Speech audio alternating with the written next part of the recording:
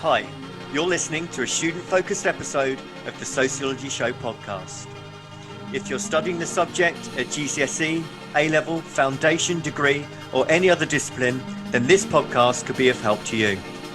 If you have a question for the show, then you can email the Sociology Show podcast at gmail.com, and one of the teachers, lecturers, examiners, or experts will answer your question for you. You can sponsor the show on the GoFundMe page and subscribe on all the usual podcast platforms. If you're going to class, going to the gym, or just chilling, put your headphones in and let's be sociology geeks together, eh? Hello and welcome to the Sociology Show. The Sociology Show podcast is brought to you in association with Tutor2You Sociology, the exam performance specialist for A-level and GCSE sociology students and teachers. And so you can visit their website, which is tutor2you.net/sociology. And once you're on the site, you can get revision guides, you can get flashcards, you can get revision videos and everything else that you need for your A-level or GCSE sociology studies. And so on to this episode, and it's student takeover time. And this entry came from Abby Reyes. Now, Abby is a student, or was a student, at Sydenham School. She's 18 years old. She's just finished year 13, and she studied sociology at A-level and at GCSE, and she is going on to university, and fingers crossed she is hoping to go to Cambridge University to study sociology. And Abby's submission is entitled, "Is Meritocracy a Flawed and Harmful Idea?" And this is a really fascinating, interesting look into the idea of meritocracy. And she includes some ideas from the likes of Diane Ray, who's her favourite sociologist, and one of mine as well. And just to do a little bit of plugging, if you never listened to the Diane Ray episode, an interview that I conducted last year, then please do go back and listen to that one. And also, if you like Abby's entry, and I think it's an absolutely fantastic one, then you can also go to her blog, which is at sociologywithabby.blogspot.com. So if you like what Abby's talking about, then please do check out her work there. I think we've got a future sociology star in the making here. So thank you very much for your entry, Abby.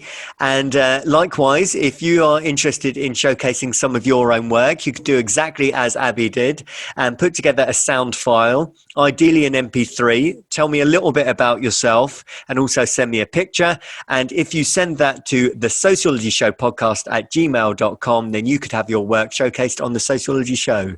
So in the meantime, let's have a listen to "Is Meritocracy a Flawed and Harmful Idea?" by Abby Reyes.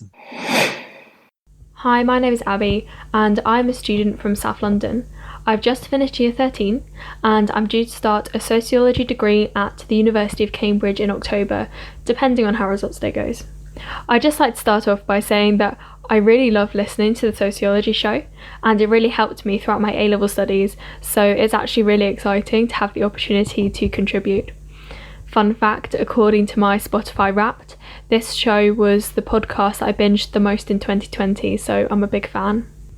Today I'm going to talk about meritocracy, which is one of my favourite areas of sociology to read about.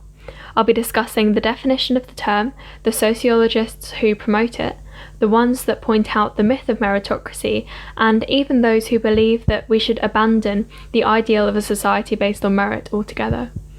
According to the Penguin Dictionary of Sociology, in a meritocracy, social positions in the occupational structure would be filled on the basis of merit, defined in terms of universal criteria of achievement, rather than ascribed criteria such as age, sex, or inherited wealth. In my first sociology lesson in year 9, when I was 13, we learnt about the difference between a closed and open society and traditional forms of social stratification, such as the feudal system and apartheid. At first glance, Britain may seem to be a meritocratic society, where education is free for all, and in theory, our hard work and intelligence alone can propel us to success. But as sociologists, we know that a multitude of factors will influence life chances alongside this.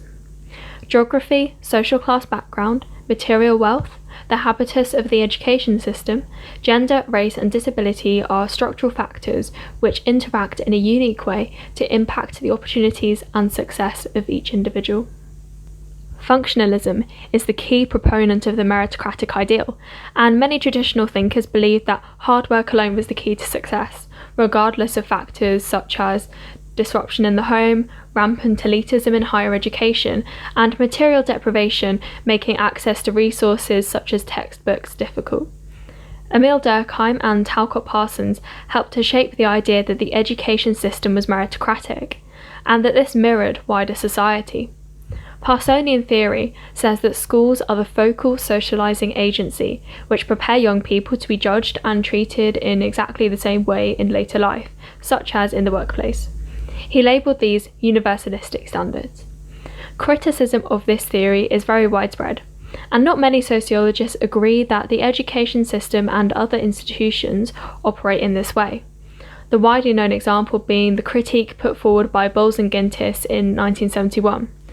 They argued that because of class inequalities that were legitimated in places such as schools, meritocracy was a myth that justified privilege by making inequality seem to be the product of fair competition. Personally, I don't fully agree with either of these arguments. Unlike Parsons, I think that structural factors can have a huge influence. For example, there is a reason that around 40% of students at the universities of Oxford and Cambridge come from private schools, despite only 6.5% of people being educated privately. Social class and wealth, in my opinion, are often the major and the main determining factors when it comes to success. However, I don't completely believe that the Marxist interpretation is correct. Bowles and Gintis don't appreciate individual agencies, and having been a bit of a nerd in sixth form, I know that hard work is a choice and it can make a big difference.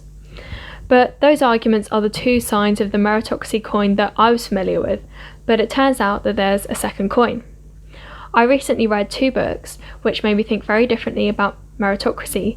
These were Miseducation by Diane Ray, who is my favourite sociologist, and The Tyranny of Merit by Michael J. Sandel. My generation of sociologists, like those before us, have been told that a meritocratic society should be something that we strive for. From Tony Blair's education, education, education speech to President Obama's repetition of the phrase, "You can go as far as your talents will take you," the rhetoric of rising has been pervasive in 21st century politics. But I've come to believe that meritocracy is morally questionable. Why should we be striving so much towards a system where there will always be inequality? Meritocracy is about ensuring that those who succeed are heavily rewarded and that we are compensated for our hard work. But in this system, there is always inequality, and those who do the hardest jobs are often not properly recognised. For example, it took a global pandemic for us to realise that our key workers were crucial to the maintenance of society. From delivery drivers to social care nurses and those in the NHS, these people are certainly not as highly rewarded as bankers, CEOs and stockbrokers. Interestingly, the philosopher Michael J. Sandel draws a lot from sociology when analysing meritocracy and making arguments against it. He looks at the divisions it creates between winners and losers in the current system. He argues that meritocratic hubris is generated among elites, who look down on those who have not succeeded, and that those who do not succeed grow to resent the system and they are blamed and judged for their inability to prosper. Both Diane Ray and Sandel make links between this division and resentment, and the populist backlash embodied by events such as the election of Donald Trump, who was openly critical of elites, however hypocritical this was, and the 2016 vote for Brexit, which ran on the rhetoric of challenging bureaucracy, elites and experts. Above all, my main issue with meritocracy after reading these books and others is the way that inequality and disadvantage makes people feel. My sociology is centred around empathy and understanding others, and I believe that our current striving for a meritocratic society is harming people. The education system has become hyper-competitive, which increasingly brings a sense of failure for those who do not succeed in the conventional way, and takes an emotional toll on those who do. For example, I can confirm that competitive university applications brought a lot of stress and exhaustion. In her book Miseducation, Diane Ray captures very powerfully how disadvantage and symbolic violence people feel, as well as noting that ruthless competition now dominates the education system and that these meritocratic ideals have become harmful for students across the social class spectrum. So the tyranny of merit is real. The divisions it creates threatens democracy, the individualism it promotes is harmful for cohesion, and the views it generates of those who fail to achieve in the narrowly defined way set out by elite groups is often downright nasty, and leads to an erosion of decency. So if you're still here, thank you for listening to my ramble on meritocracy. If you enjoyed listening to me, and if you're a massive sociology nerd like me, feel free to check out my blog. It's called Sociology with Abby, and I'd really appreciate it if you could give it a read. I discuss issues such as meritocracy, gentrification, and the media, all to do with sociology. Thanks again, and goodbye. The Sociology Show podcast relies on the kind contributions of sponsorship and donations. If you enjoy the show, then you can help with the hosting costs by donating as little as £5 on the GoFundMe page. Simply visit uk.gofundme.com and search for The Sociology Show. If you can donate, then you will be sent a Sociology Show pen as a small thank you for your continued support of the show.